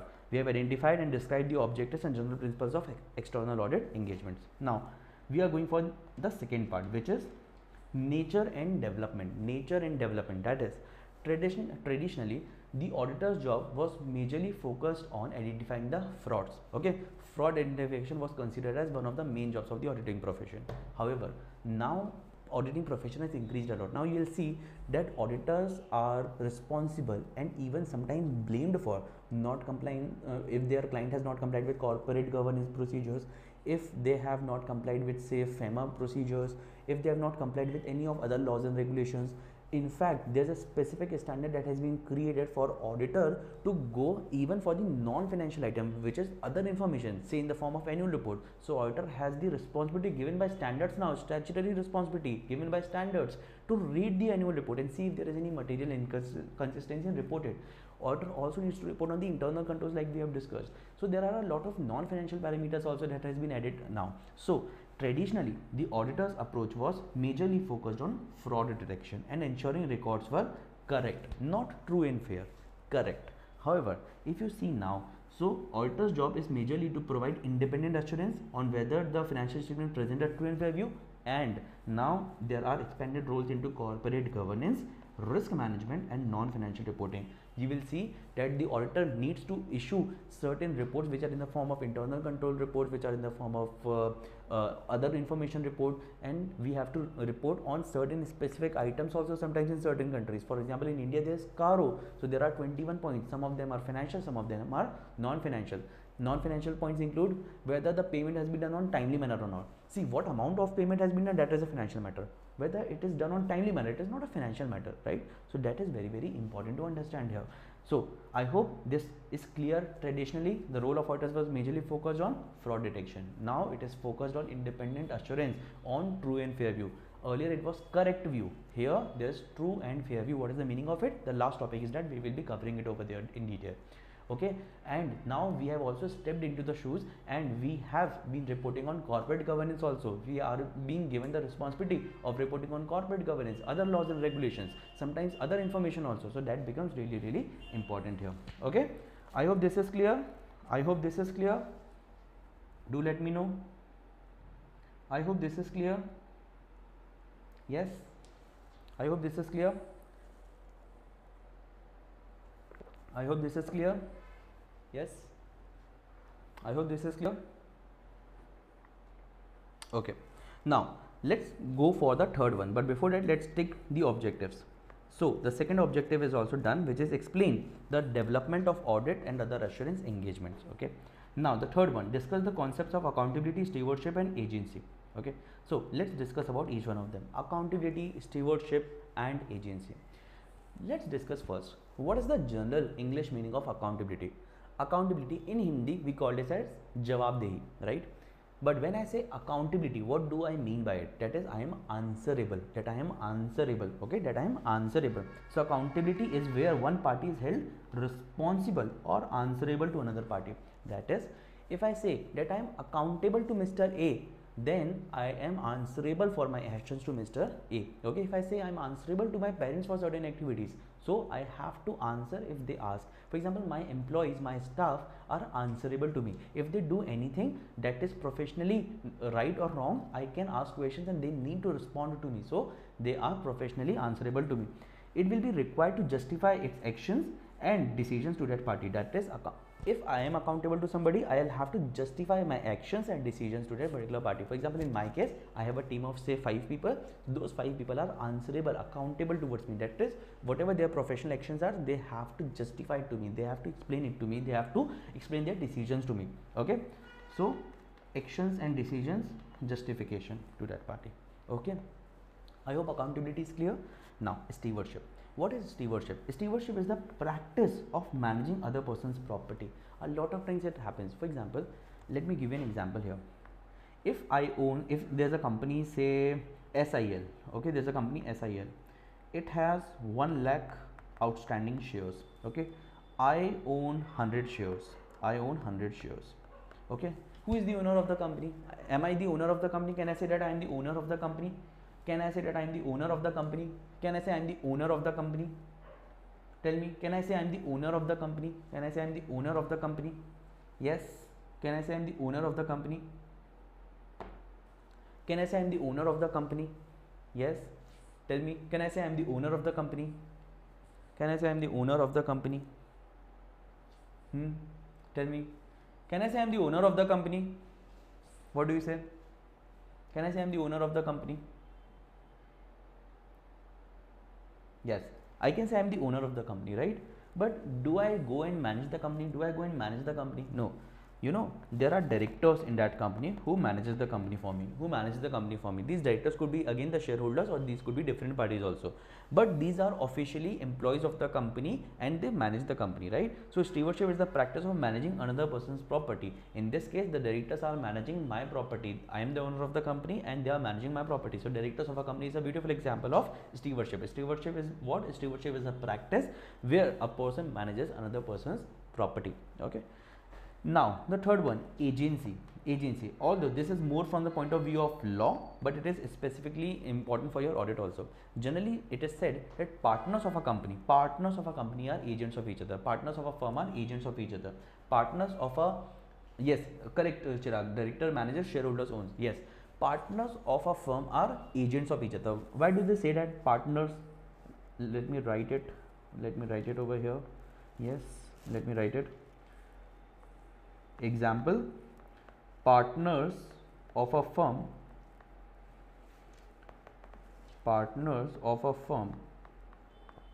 are agents of each other. When I say partners of a firm are agents of each other, it means that whatever partner A would do, partner B would also be held liable, would also be held responsible for it. Partner A would also be, whatever partner A does, partner B would also be held liable, responsible for it. That is known as the concept of agency. That is known as the concept of what? Agency. Agency is when two persons are liable for each other's actions. So an agent is an individual or another entity. It could be an individual, it could be a firm in this particular case. Okay. So an agent is an individual or another entity employed or used to provide a particular service. In this case, the partners are being hired by the firm to provide services on behalf of the firm. The person using the agent is called as the principal. You know, there's a beautiful line in case of partnership. Whenever you discuss about the partnership firm, there's a beautiful line there, that is, partners are both principals as well as agents of each other. Why? Because they both are liable for each other, that makes them principal of each other, and they both are also liable for the other one, that makes them agent also. So agent partners are liable as well as agents of each other. Okay, that is very, very important. So agency, an agent is an individual or another entity employed or used to provide a particular service. The person using the agent is principal. Are these definitions sufficient for you to remember? Yes, these are sufficient. Okay, even if you check the ACCA study hub, all of these definitions are only given, so you do not need to learn anything else. These definitions are appropriate, and whatever marking, whatever examples I have given, you need to remember it. Okay, now let's move further to the assurance engagement. Now when I say assurance engagement, what do I mean by it? What do I mean by it? Although I have already explained it to you, but now let me tell you a little more technically. Okay, so an engagement in which a practitioner means who? Practitioner means auditor, in simple terms. Practitioner means auditor. If I consider audit as an assurance engagement, so directors are agents. No, directors might not be agents. In case of directors, you have to look at the roles and responsibilities of them. What kind of role do they have? If they are just employees, yes, they might be called as agents, but you have to see whether they are acting as agents or principals. Generally, directors are agents. Generally, yes, but not always. Okay. Now, an engagement in which a practitioner expresses a conclusion. Now, the word here is not opinion, the conclusion, because in case of assurance engagement, there could be a conclusion also other than the opinion. Okay, designed to enhance the degree of confidence of the intended user, not everybody, of the intended user, not of everybody, of the intended users, other than the responsible party. Who is the responsible party? So intended users are generally the general public. Okay, or I would say stakeholders. Who are stakeholders? Anybody who is either interested in or are impacted by the company. Responsible party, management. Who has prepared the financial statements. Okay, about the outcome of the evaluation or measurement of a subject matter. What is the subject matter? The financial statements. Subject matter that has been evaluated are the financial statements. And against criteria, this means what? The assertion. We have discussed about assertions, no? Completeness and everything. So these are assertions. Okay, I hope this is clear. Okay, so an engagement in which a practitioner or an auditor expresses a conclusion or opinion designed to enhance the degree of confidence of the intended users in the form of stakeholders, other than the responsible party, because you are not issuing your report to the responsible parties or the management. You are issuing your report for the purpose of stakeholders, for the purpose of users, for the purpose of general public. Okay, about the outcome of evaluation, that is what has been the conclusion of the evaluation and measurement of a subject matter, that is the financial statements, against criteria. That is, when you have evaluated the subject matter, that is the financial statements, against the criteria, that is the assertion, what has been your conclusion, and when you give this report for the purpose of public, for the issue, you issue this report for the purpose of public or stakeholders, then that is known as an assurance engagement. Okay, understood this point? Now, typical assurance services includes what? See, all the external audits are also covered over here as part of the assurance engagement only, but there are typical other services also. Audits of financial statements and reviews of historical financial information. Audits we already discussed, but reviews, what are reviews? See, although we will be having a good discussion in the next 1 or 2 slides only, when we will be discussing about the opinions or engagements. However, reviews are generally the quarterly reviews. Limited assurance engagement. What is limited assurance? We will be discussing it after 1 or 2 slides here. Okay, but limited assurance engagements, or when you might have heard that the listed companies, at least in India or some other countries also, are required to publish their results, not the audit results, on a quarterly basis. They issue their statement of profit and loss, right?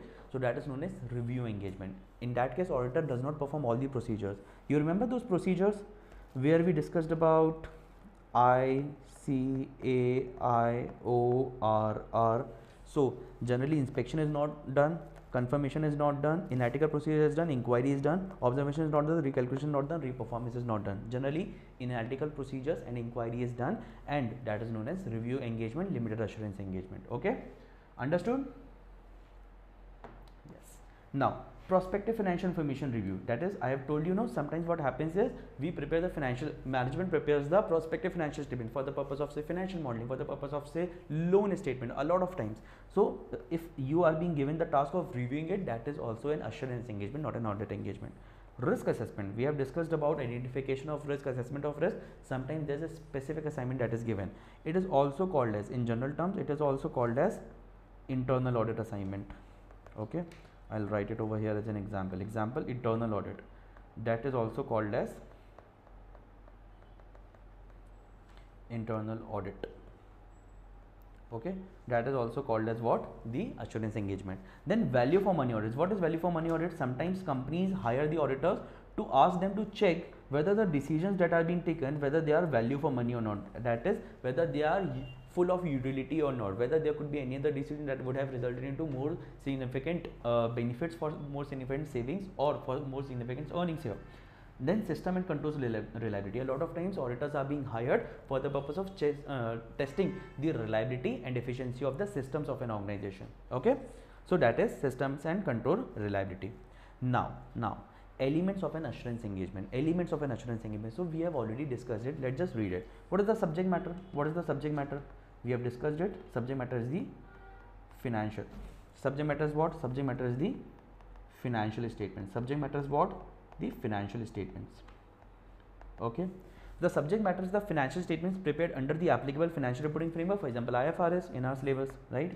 Then there's a three-party relationship. See, directors are the responsible parties, the management who prepares the financial statements, then there's practitioner that we have named as auditor, and then shareholders that are known as intended users, shareholders or stakeholders. Okay, what are the criteria? What we have discussed? Criterias, what we have discussed, the criterias are the assertions, right? So the criterias are the assertions or the points under which it would be evaluated. So the criteria used to evaluate the financial statements, including the financial reporting framework. For example, if I have to evaluate property, plant and equipment, I will take what? Existence, I'll take what? Completion, I'll take what? Presentation, disclosure, I'll take what? Valuation. However, if I have to evaluate say revenue, so I cannot take existence. What I'll have to take? Occurrence. Existence or occurrence. Occurrence is for P&L items. So occurrence. I'll not be able to take valuation because we do not value the transaction. We measure the value of the transaction, right? So measurement would be there. So the criteria used to evaluate the financial statements include the financial reporting framework. Okay. We will be having a good discussion about it later on also at the relevant stages. Don't worry about it. Now, the external auditor plans and performs the audit engagement to obtain sufficient and appropriate evidences. When I say sufficient and appropriate audit evidences, although we have not covered it here because we will be covering it when we would be discussing about ISA 500 series. That full series is depending on the audit evidences only. However, if I have to tell you now, what do we mean by sufficient? What do we mean by sufficient? So sufficient is talking about the size of the samples or quantity of the samples. Say there have been 10,000 transactions of sales, okay, and I have to take the samples. So if I say I have taken 25 samples statistically and they represent the population, so whether that size 25 sample is appropriate or not, that is known as sufficient. And appropriate, whether I have taken the relevant and reliable samples or not. Relevant and reliable samples or not. When I say relevant and reliable samples, what do I mean by it? That is whether I have taken the samples which are purely sales. Maybe I might have included sales returns also, credit notes also, debit notes also. So I have done that, or I have taken the relevant and reliable samples. So sufficient and appropriate. Okay, so the external auditor plans and performs the audit audit engagement to obtain sufficient and appropriate evidences in the form of documentation, supporting explanations to support the expression of an opinion. That is, when they have expressed their opinion, whether they are backed by sufficient and appropriate audit evidences or not. This is a technical language, sufficient and appropriate audit evidences. Okay, an opinion is an assurance report. An opinion is a what? Assurance report. Okay, so what are the 5 elements? The subject matter, the three-party relationship, the criteria, the evidence, and the assurance report. The report that is created is the assurance report. Will you be able to answer these 5 criteria? Will you be able to answer these 5 criteria? Is it very tough to remember? Definitely not. No, because there is this subject matter, there is three-party relationship, there is evidence, there is assurance report, and there is criteria. Once you remember all of this, you have to remember that particular definition that I have given you. That a practitioner does what? Evaluates the subject matter given by the responsible party against certain criteria to issue an opinion via verification of evidences. Once you remember that, you will remember these 5 points. Okay, I hope this is clear. I hope this is clear. I hope this is clear. Yes, please allow me 1 second.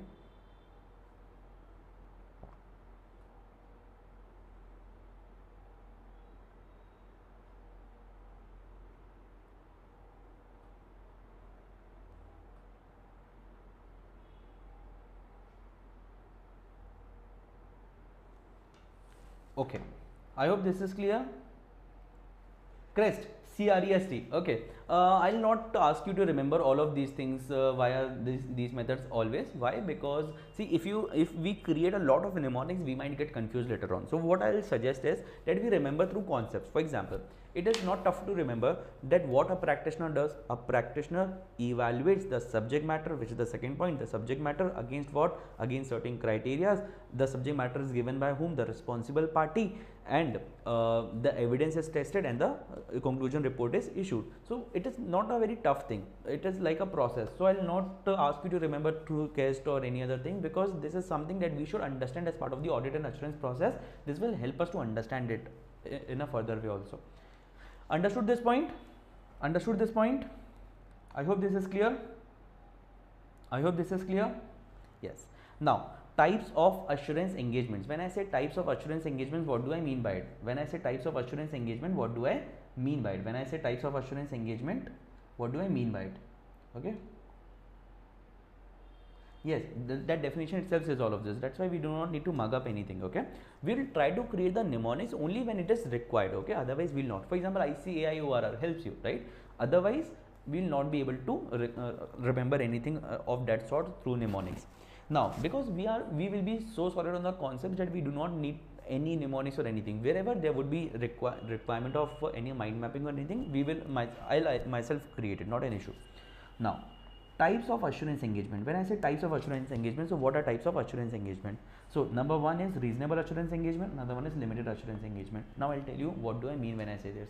What do I mean when I say this? Okay, see, what happens is that there are audits, there are reviews. Audits are what? Generally audits are conducted once a year. Okay, the requirement is to verify all the evidences, take sufficient and appropriate audit evidences, perform all those ICAI ORR procedures, and frame an opinion and issue it. Whereas in case of review, we first of all we do not give reasonable assurance, we give limited assurance. Limited assurance is what? Low or moderate level of assurance. Okay, and what we need to do is we need to perform only two procedures, that is inquiry and analytical procedures. Okay, now what is reasonable assurance? In case of audits, example is audits, provides a high level of assurance. High means what? More than 90%, but not absolute, by expressing a conclusion in a positive format. When I say positive form, what do I mean by it? That we specifically write a sentence. You specifically write a sentence that we have verified the evidences, and we frame a conclusion that the items presented are in a true and fair view. Okay, then practitioner should obtain sufficient appropriate evidences. Do we know the meaning of sufficient and appropriate here? Sufficient means size or quantity, and appropriate means reliability or quality. Okay, relevance, reliability or quality. Now, assurance engagement risk should be reduced to an acceptably low level. When I say assurance engagement risk, what do I mean by it? The audit risk. Assurance engagement risk means what? The audit risk. Audit risk should be reduced to an acceptably low level. Assurance engagement risk should be reduced to an acceptably low level. When I say acceptably low level, what do I mean by it? That is, for example, if we have to issue a reasonable assurance, okay, reasonable assurance, then what we need? We need at least 90% or above assurance, right?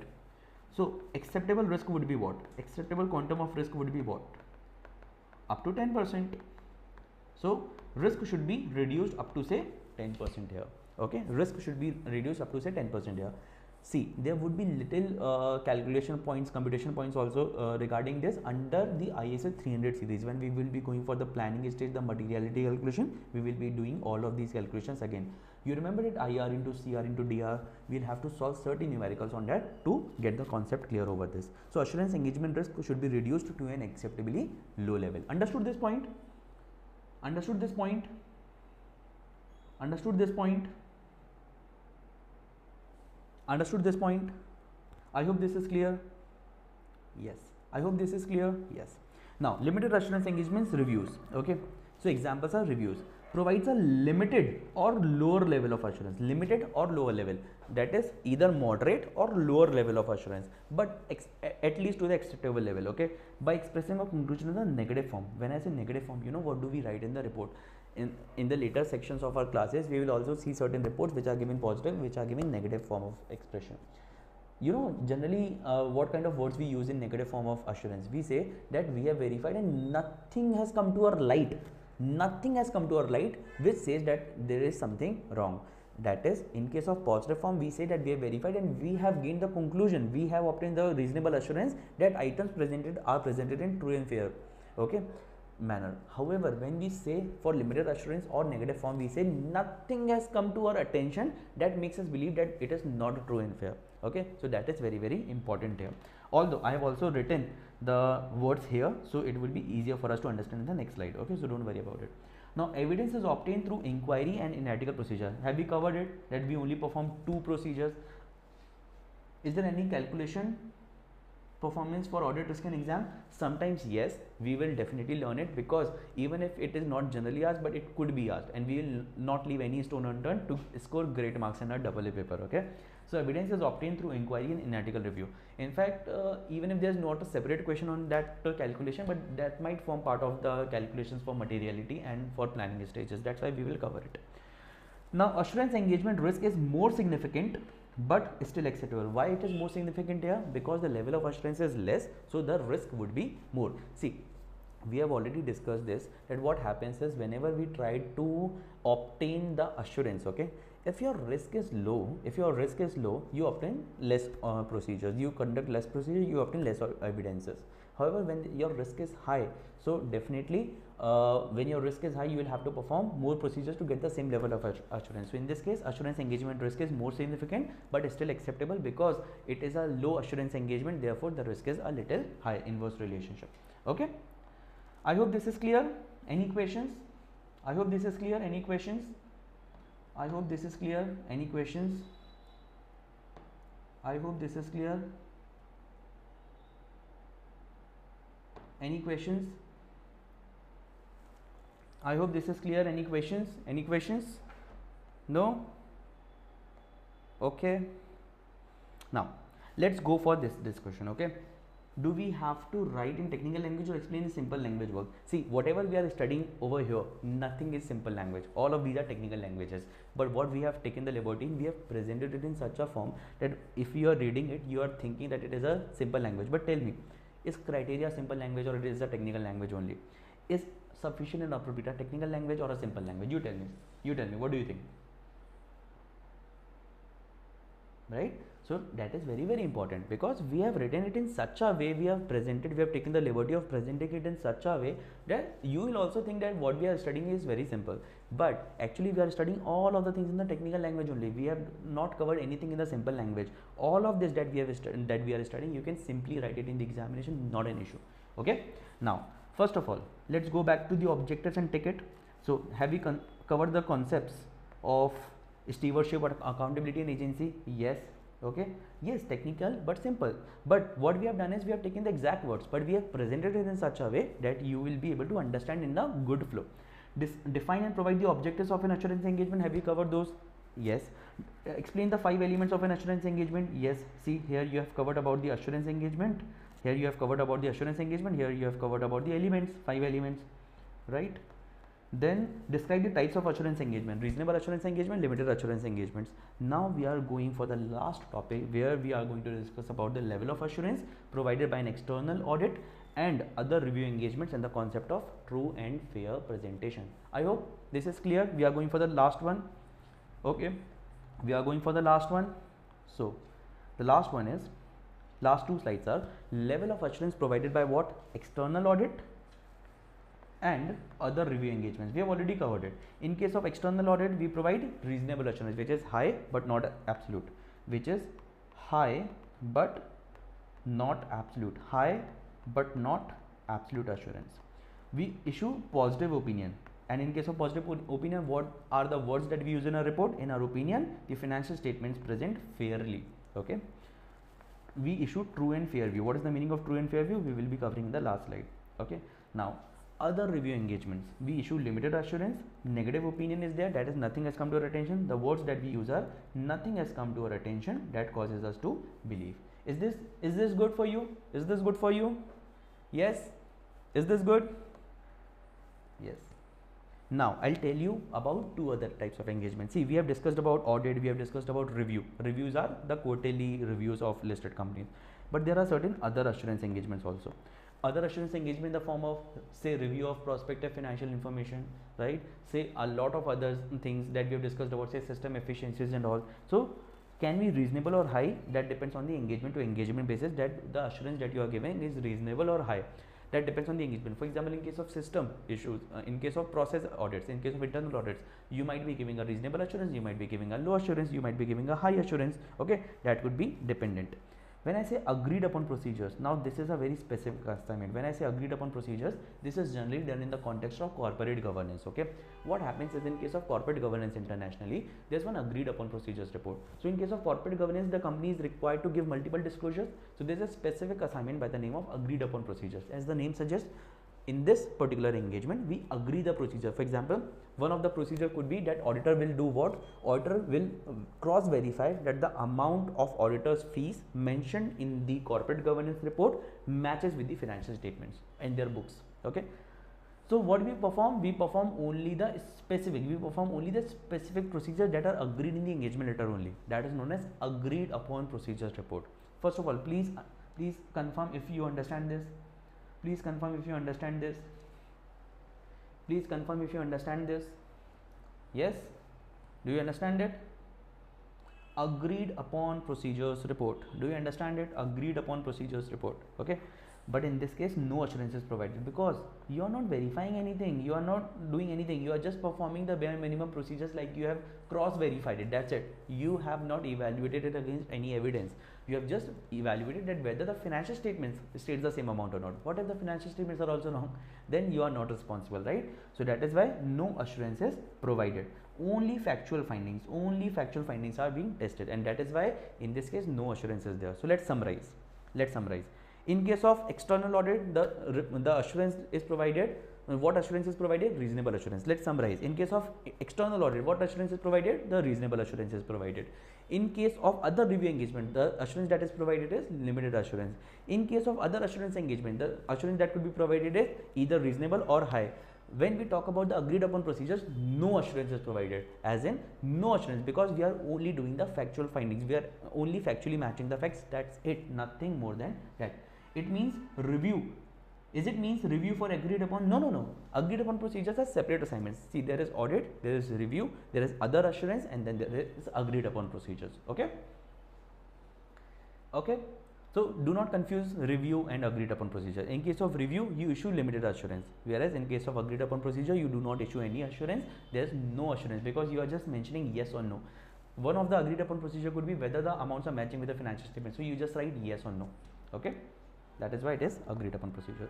Now the last part, please try to understand it very well, because this is like the foundation, one of the foundational concept of your auditing, true and fair view. Because in the modern concept, auditors are required to issue the opinion whether the financial statements presents true and fair view, right? So that is why it becomes very, very important for us to identify what is true and fair view. Let's break the words. True and fair. True means what? Financial statements are free from material misstatement. Do we understand the meaning of material misstatements here? Yes, free from material misstatement. Financial statements are presented accurately and reflect reality. That is, whatever has happened in reality, that is being reflected in the financial statement. That is what true is about. Okay, that is what true is about. Okay, and the financial statements comply with the regulatory framework, which means IFRS, India's requirements, they comply with that requirement. That is what is depicted by true. When I say true, okay, true would generally mean that whatever has happened, you have fully disclosed it in your financial books. Okay, but when I say fair, you have to go to the concept of substance over form. I hope you remember the concept of substance over form. Substance over form, that is very, very important. Substance over form. Substance over form as in you have to look beyond the expected items, you have to look beyond the legal form, and you have to go for the economic substance of that particular item. So financial statements are presented neutrally and without any bias. Fairness covers that, and the economic substance of the transaction should be presented rather than the legal form. And that is why you will see a lot of adjustments in case of IFRS and IAS. For example, you must be aware about leases, right? People used to do what? Say people used to do, I'm just taking a rough example here. So people used to do what? People used to take the asset in somebody's name, and they used to lease it back to them for, say, the full life of the asset. So for example, I wanted this remote. What I've done is I have adjusted it. I have bought it in the name of my wife, and I have taken it on rent from her. Now this remote had a life of say 3 years, and I have taken it on lease from her for 3 years only. So majorly I have just done this transaction on her name to change the ownership of the item, correct? So that is why this is also covered under my item only via right to use asset and lease liabilities that you must be aware about under leases, correct? So we have to look beyond, what? We have to look beyond the legal form, and we have to go for the economic substance of the transaction, and we have to report on that. That makes the report fair. Auditor's responsibility is what? Auditor's responsibility is to ensure that the items presented are true and fair. Okay, I'll go back to the overall objectives and will make you read this. To obtain reasonable assurance about whether the financial statements as a whole are free from material misstatements, whether due to fraud or error. To express an opinion whether the financial statements are prepared in all material respects in accordance with an applicable financial reporting framework, and to report on the statements and communicate as required by the ISS in accordance with the auditor's findings. Okay, so see, true and fair becomes very, very important over here. Now, have we covered the last objective also? Yes. That brings us to the end of the chapter. However, there's one extra concept that I have covered for you, which might be relevant for you, although it is not given as part of the official syllabus, but this might be relevant for you. The expectation gap. What is expectation gap? What is expectation gap? See, what happens is, whenever you will see any news coming up against auditors, you will see that public says that auditor should have checked this, auditor should have checked that, auditor should have done this. Maybe those people are not aware about what are the actual auditor's responsibilities. We are studying that here, that auditor's responsibility is something, but people say that whatever fraud has happened, it should have been identified by the auditors. That is not true. Auditor's responsibilities are limited. Auditor's responsibilities are to perform the procedures as explained by the standards. Once they have performed the procedures and nothing has come to in their attention, then it is not the auditor's fault. So there is a concept of expectation gap. When I say expectation gap, what do I mean by it? When I say expectation gap, the difference of what the users of financial statements believe auditors are responsible for and what are the actual auditors' responsibilities. That is, if auditors are responsible for say X thing, and people are expecting them to be responsible for say Y thing, then this is the expectation gap, because people think that whatever fraud, whatever error has been identified, that is the fault of auditors. However, it is not true. Auditors' responsibility is towards asking the right questions, performing the relevant procedures. Once they have asked the right questions, once they have performed the relevant procedure, then auditor's responsibility is done. If they have not acted negligently, then they have performed their duties, and even if there has been a fraud which has not been detected by them, it's fine. It's fine. Okay, it's not the auditor's responsibility to identify every fraud and error, and we will be learning about it in detail in the next few chapters also. So that is known as expectation gap. I hope this is clear. Please let me know in the chat box if this is clear. Yes. Yes. Now, areas of expectation gap, that is why expectation gap happens or where expectation gap happens. Generally, fraud and error. Whenever any fraud or error happens, people say that it should be identified by the auditor. Is it true? No, definitely not. Auditor has limited responsibility over there. We will be discussing about certain standards which are particularly related towards identification or auditor's responsibilities towards fraud and error in an audit of financial statement. So we will be learning about it, that what are the auditor's responsibilities related to fraud. Generally, people think that every fraud that has been identified is the fault of auditors. It is not true. Then role of management and auditor. You know, when I used to work at one of the big fours, people used to say that how much time do you spend? They used to ask me. Okay, I'm the auditor. They used to ask me. General people used to ask me that how much time do you spend in preparing the financial statements? And I used to tell them it's not my job to prepare the financial statements. Management prepares the financial statements. And then they used to ask me naturally that what is your job then? And I used to tell them that my job is to evaluate it, my job is to review it, my job is to issue opinion on it after application of all the audit procedures and obtaining evidences and evaluation of evidences. So they used to get surprised that, oh, you guys do not prepare the financial statements. So then I realized that this is a big expectation gap. That is, people think people are not clear about the roles and responsibilities of auditors as well as management, and that needs immediate understanding. That needs understanding, and that results into an expectation gap. Okay, so with this we have officially covered chapter number 1. We have covered all the objectives of chapter number 1. Like we have discussed objectives, we have discussed nature, we have discussed growth, we have discussed concept of accountability, stewardship and agency, we have covered assurance engagements, we have covered elements of an assurance engagement, we have covered types of assurance engagement, we have covered levels of assurance provided by various engagements, we have covered true and fair view, and we have covered expectation gap. I hope with this you are able to understand everything, you are able to cover everything, and I hope you like the lecture. Now the next lecture would be on Wednesday at 8 p.m. and what we are going to do, we are going to cover chapter number 2, and we will be solving certain questions as well, which are the exam questions, so that you can get that whether you are able to apply it in the class or not. Okay, I hope you liked the lectures. Now if you want to buy full course, that is, you want to go beyond lecture number 3, because up to 3 lectures would be available on YouTube, but beyond that would be on our website. So you can go to our website bbvirtualsglobal.com. you can connect with me on my Instagram,